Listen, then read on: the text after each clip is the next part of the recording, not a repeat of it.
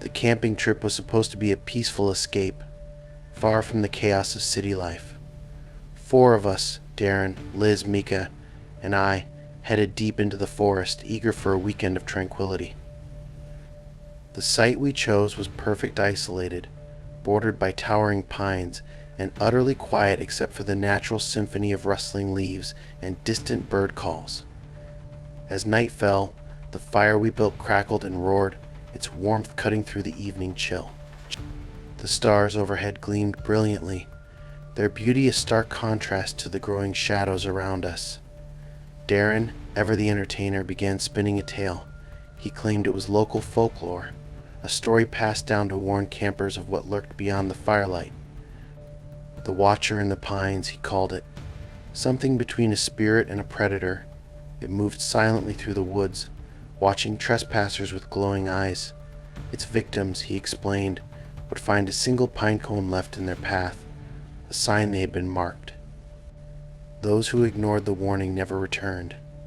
The others laughed, but the story lingered in the air like smoke, unsettling and unshakable. I tried to join in the levity, brushing off the unease that Darren's words had sparked, but a strange tension settled over the group as the night went on. When we finally retreated to our tents, I couldn't sleep. Every creak of the trees and gust of wind seemed amplified, each sound a reminder of Darren's tale. I told myself it was just a story, but my imagination refused to let it go. Morning brought sunlight and normalcy, the fears of the night fading with the darkness. We spent the day exploring the forest, marveling at its untouched beauty. It felt like the Watcher was nothing more than a shared dream, something we had collectively conjured to spice up the night. When we returned to the campsite, however, that illusion was shattered. A pine cone rested in the middle of the fire pit, perfectly placed as though set there deliberately.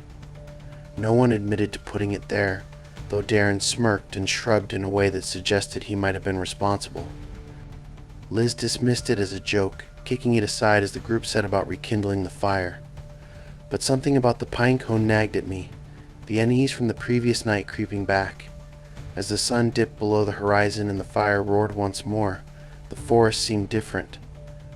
The towering pines, so majestic in the daylight, now loomed menacingly, their shadows stretching and twisting with the flickering flames. The sounds of the forest grew louder, more deliberate. At first it was subtle, the faint crunch of leaves and the occasional snap of a branch. We tried to brush it off as animals, convincing ourselves that it was normal for a forest to be alive with activity at night. But then the noises grew closer, unmistakably human in their rhythm. The fire became our anchor, its light the only barrier between us and the encroaching darkness. Every rustle of leaves or crack of a twig sent a jolt through my body, my eyes darting toward the shadows in search of movement. And then another pine cone appeared. This time it sat directly in front of Liz, perfectly centered on her folded jacket. No one had seen anyone place it there, and the growing fear in everyone's eyes told me no one wanted to claim responsibility. The forest around us seemed to press closer, the air thick with an oppressive stillness. The footsteps started again, slow and deliberate, circling the campsite. Mika grabbed a flashlight and scanned the perimeter, the beam cutting through the darkness. The light illuminated nothing but trees, their gnarled branches reaching like skeletal hands. A sudden snap echoed through the silence, the sound too close for comfort. Liz grabbed her pack, muttering something about leaving. None of us argued. We hastily doused the fire, its hissing and sputtering the only sound in the otherwise still night. As we packed up, I felt it before I saw it.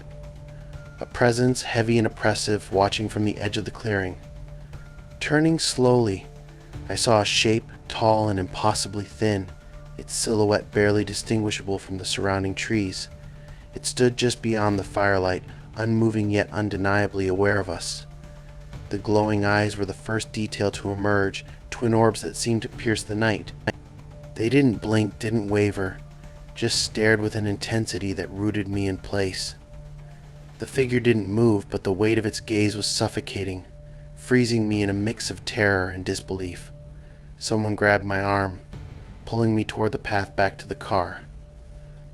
My legs felt like lead, my body reluctant to turn away from the figure in the shadows. As we stumbled through the forest, the footsteps followed, matching our frantic pace. Branches clawed at my face and arms as we ran, the darkness around us alive with movement. The glowing eyes appeared again, always just at the edge of my vision, a constant reminder that we were being hunted. We burst into the parking lot, panting and wild-eyed. Darren fumbled with the keys, his hands trembling as he unlocked the car. As we piled inside, the footsteps stopped abruptly. I looked back one last time, my gaze drawn to the tree line. The figure stood there, just beyond the reach of the headlights, its glowing eyes fixed on us. It didn't move as we sped away, but its presence lingered long after the forest disappeared from view. None of us ever spoke of that night again, though the memory clung to me like a shadow. Sometimes when I close my eyes, I see those glowing eyes watching from the darkness, a silent reminder of what we left behind in the pines.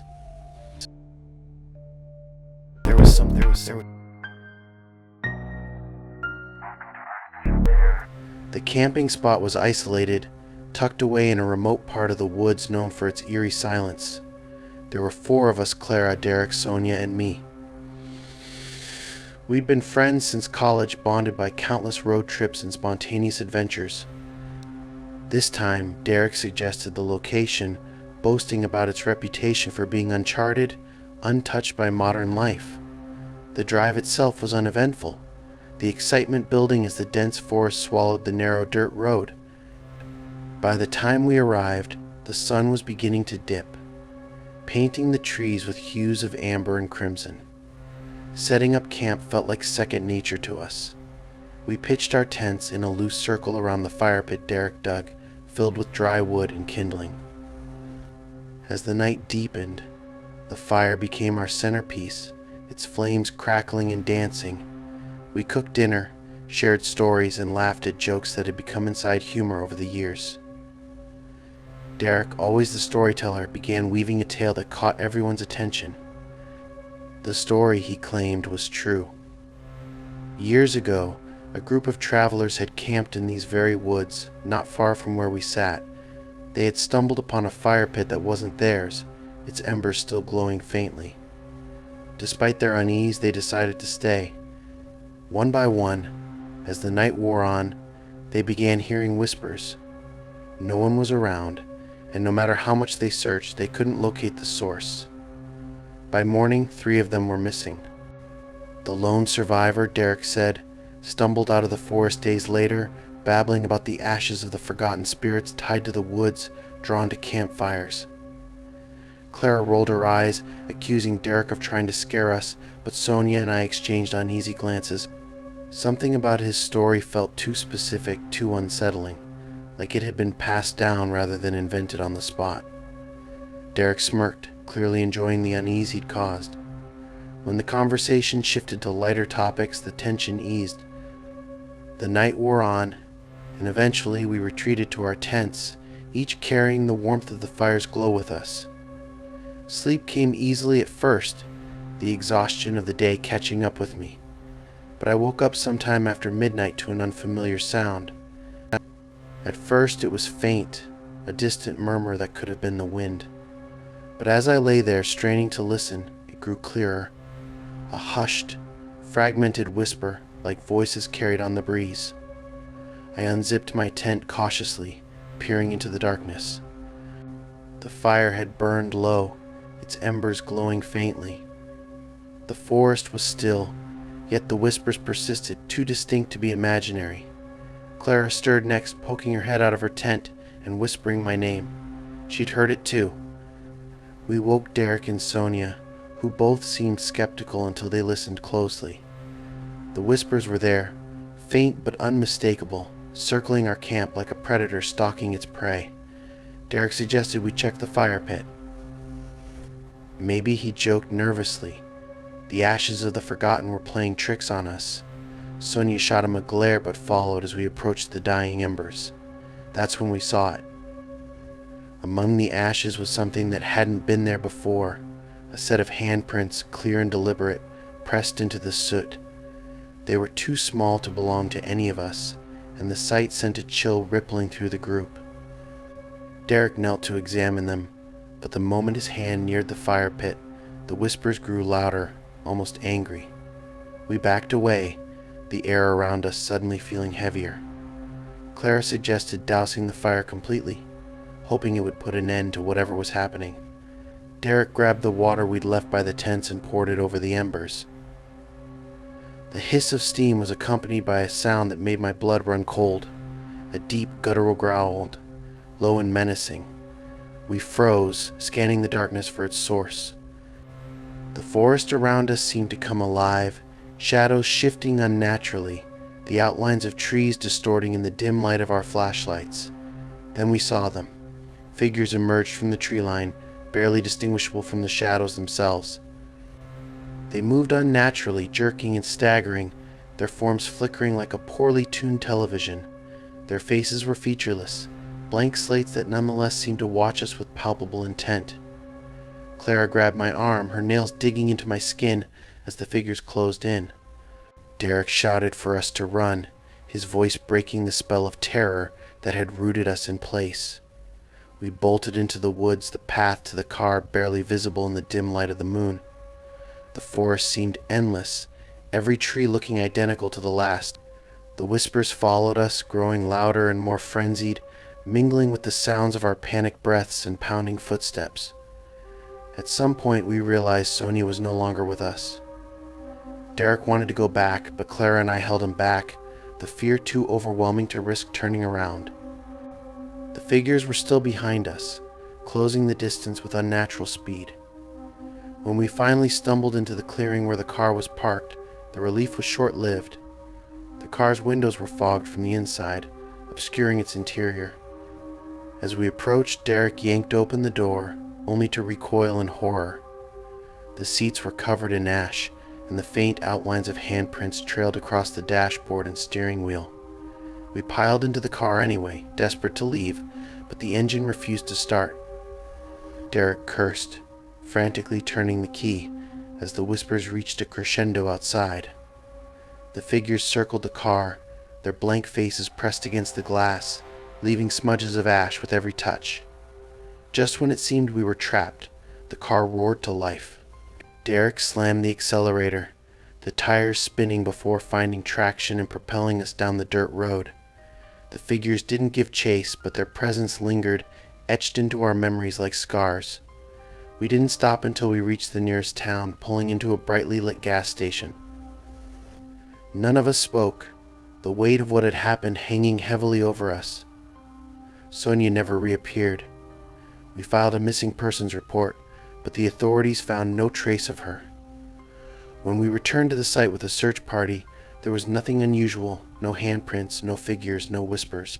But I know what we experienced was real.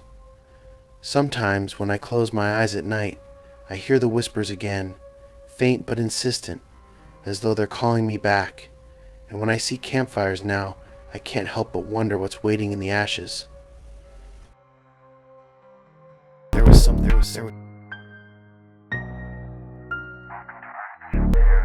The trip had been planned for weeks. A quiet weekend getaway with close friends in the remote mountains. There were 4 of us, Lucas, Kate, Michael, and I. Michael, being the most outdoorsy among us, suggested the spot. It was a secluded hollow deep in the woods, an area he claimed had an undeniable charm, a place untouched by modernity, far from the bustling world. The perfect escape. We arrived just as the sun began to dip below the horizon, casting long, stretching shadows over the dense forest. The temperature dropped quickly, and soon the crisp air filled our lungs with every breath. We set up camp near an old stone fire pit. Its edges, smoothed by years of weathering, seemed to have been there far longer than any of us. A strange serenity enveloped the place, but something about it felt off, though none of us voiced it at first. As the fire crackled, casting flickering light across our faces, we settled into the evening's rhythm. The sounds of the forest, soft rustling, the wind, distant calls of nocturnal creatures provided a haunting soundtrack to our laughter and the warmth of the flames. Michael as always took it upon himself to share stories eager to make the evening even more memorable. One tale he spun was about the cursed nature of the hollow itself. He spoke of its past, of settlers who had arrived in the area centuries ago. They had been drawn by the promise of fertile land, only to find themselves swallowed by the very forest that had once seemed inviting. The settlers ignored the warnings of the native tribes who once roamed these woods. The tribe spoke of an ancient being that resided deep within the hollow, a creature that thrived on fear and fed on those who dared to disturb its home. On the eve of a great winter storm, the settlers held a feast to celebrate their victory over the land. But come morning, every last one of them was gone. No trace, no sign of struggle, only the echo of their footsteps, now long forgotten. The tribe, fearing the land even more, refused to approach the hollow, leaving the place to silence and decay. Michael's voice dropped lower as he painted the picture. The land itself, he claimed, had grown haunted. Anyone who ventured too far into the woods at night never returned, their disappearances adding to the chilling story of the settlers. The creature was still out there, waiting, watching. I laughed it off at first, mostly to ease the growing tension I hadn't quite acknowledged yet. Kate, however, was less convinced. Her eyes were wide, her lips thin as she gazed into the fire. She had always been the superstitious one, the one who found meaning in the shadows of the world. Her unease spread subtly across the group, and as I watched her, I couldn't help but feel it too. A chill, an unwelcome presence that seemed to hover just beyond the edge of the firelight. As the night grew deeper, the story seemed to linger in the air, heavier now, more real than before. Yet, as is often the case when the mind wanders too far, we fell into a comfortable silence. The fire crackled, its warmth offering a false sense of security. Then, I heard it, the sound of something moving in the woods, faint at first, like the rustle of leaves. It was subtle, a slight disturbance in the stillness of the night, but unmistakable. It happened again, louder this time. Kate shifted, and her eyes met mine. Her voice barely a whisper, she asked if I heard it too. I nodded but didn't speak. Michael had stopped talking, his attention now fixed on the dark line of trees at the edge of the clearing. The rustling continued, coming from all around us now, a constant whisper of movement, like something circling, watching. But still there was no sight of anything. Michael, ever the skeptic, stood up. He brushed it off with a quick laugh, trying to reassure us that it was nothing more than an animal. He grabbed a flashlight, his beam cutting through the dark, and walked towards the trees. His footsteps seemed too loud, almost as if he was challenging the forest itself to respond. The silence that followed was thick, oppressive. The rustling had stopped, but in its place, an almost tangible stillness hung in the air, suffocating us. We waited, unsure of what to make of it. When Michael didn't return right away, we exchanged nervous glances. The uneasy feeling grew, now inescapable. There was something wrong, something about the way the woods seemed to hold its breath. I told myself it was the darkness, that it was all in my head, but I couldn't shake the feeling that we were not alone. Then Michael returned, his face pale. He didn't say anything at first, just stood there, his eyes wide, searching the trees behind him, as if expecting something to emerge from the darkness. There was a hesitation in his movements, a discomfort that hadn't been there before. He didn't have to say it. The air was thick with the unspoken truth. Something was out there. Without a word, we gathered what we could and made a run for it, the fire left to burn itself out behind us. The noise, the growl, the rustling was louder now, closer. It wasn't the sound of an animal. It was something else, something far worse. The ground beneath us felt uneven, like the earth itself was shifting, leading us deeper into the forest. The creature, whatever it was toying with us, its presence stalking us from the shadows, just out of sight. I couldn't focus on where we were going, only that we needed to get away. We stumbled through the underbrush, branches catching on our clothes, our hearts pounding in our chests. The sound of footsteps followed us, slow at first, but then faster and more frantic, as if the creature was closing in. Kate was the first to break away, pushing ahead with frantic energy.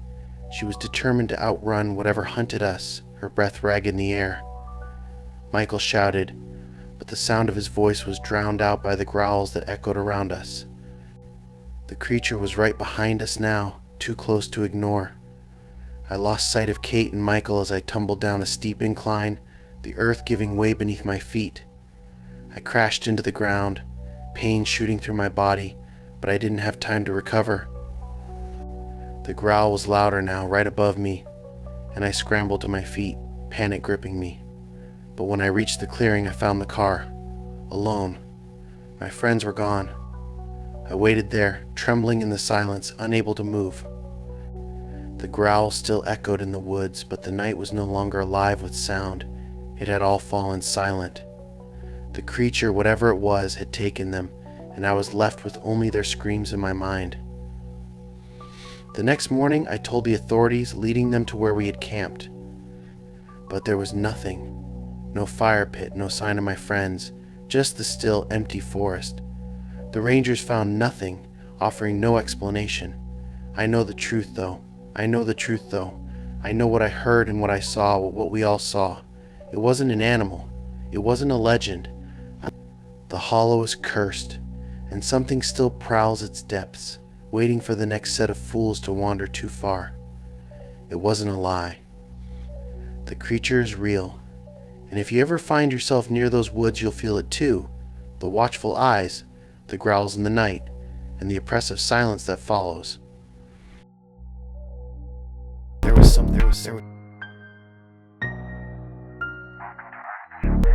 It was supposed to be just another camping trip, nothing more than a weekend away from the stress of work, the noise of the city.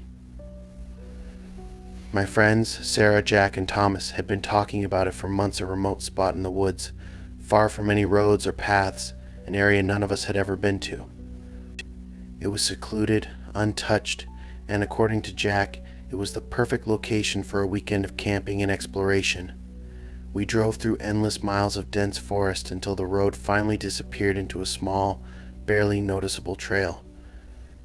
The trees here were older, their trunks gnarled and twisted, their branches creating a canopy that blocked out most of the light.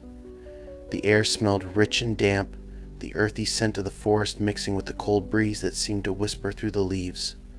We set up camp in a small clearing. A makeshift fire pit was already there, the remnants of old charred wood scattered across the ground.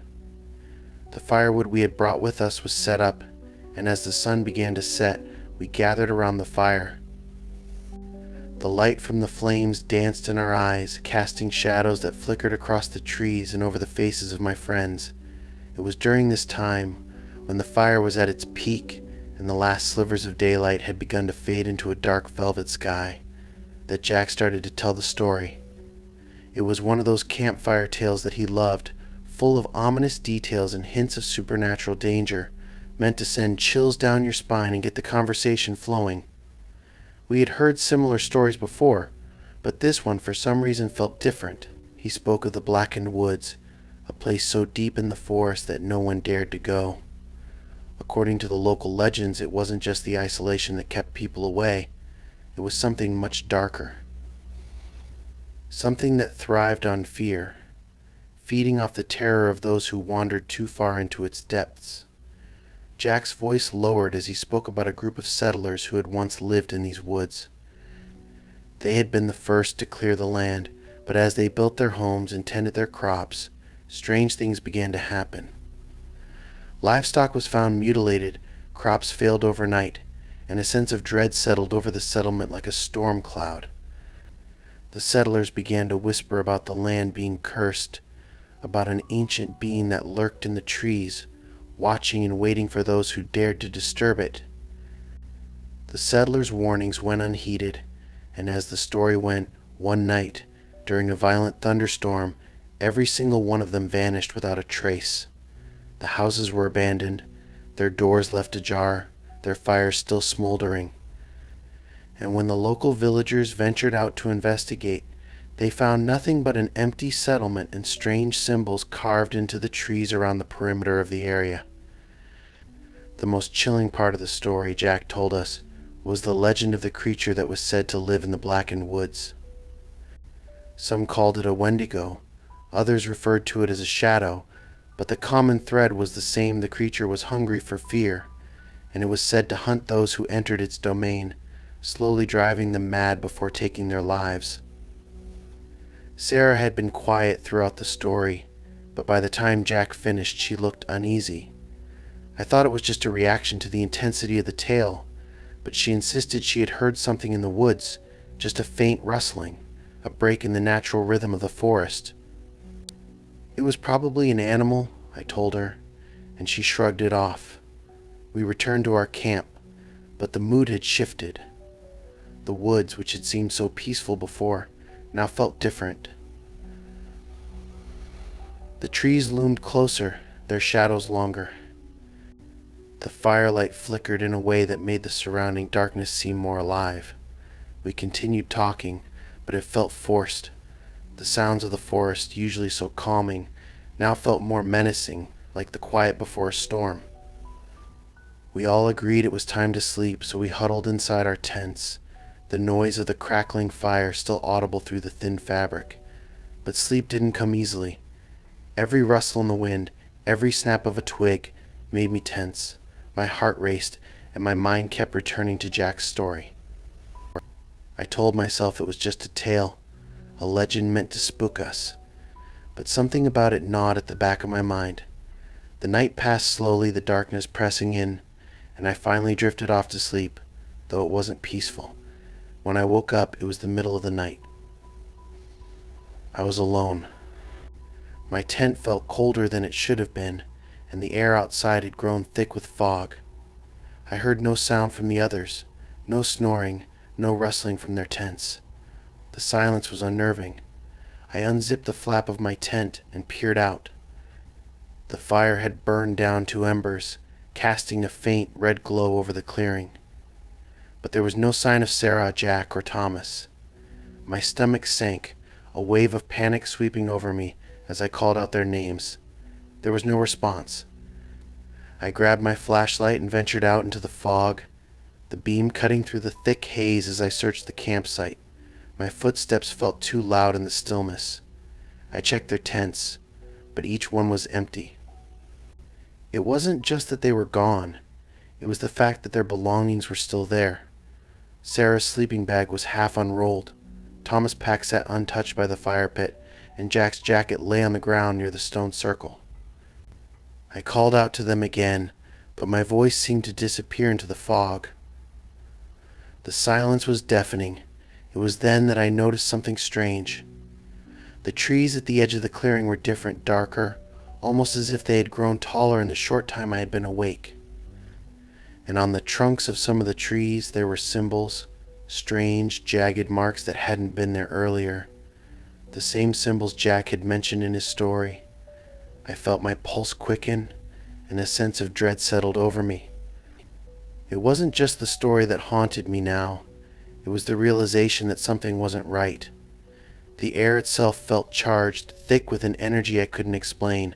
I knew I had to leave. I had to find my friends. But as I turned to head back to the tents, I saw something in the distance. A figure standing motionless at the edge of the clearing. It was tall, almost impossibly so, with a hunched posture that made it appear unnatural. I couldn't make out any features, only the shape of it, outlined by the dim light from the dying embers. My breath caught in my throat as I froze. The creature didn't move, didn't even seem to acknowledge my presence, but I felt its gaze on me, a weight that pressed down on my chest. Slowly, cautiously, I backed away. I didn't dare take my eyes off it. It remained still, unmoving, watching. I turned and ran, my feet pounding against the earth, my heart racing as I stumbled through the trees.